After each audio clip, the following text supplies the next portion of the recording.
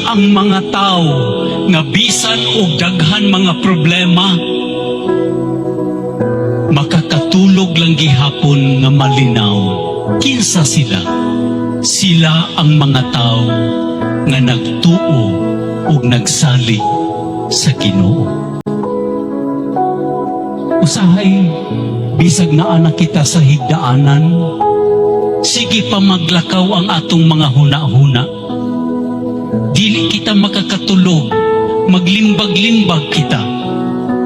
Pero nindot kaayo ang pananglitan o ihemplo ni Jesus.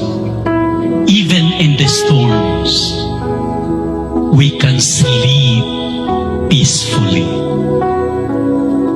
Because in this context, sleeping is a sign of trust.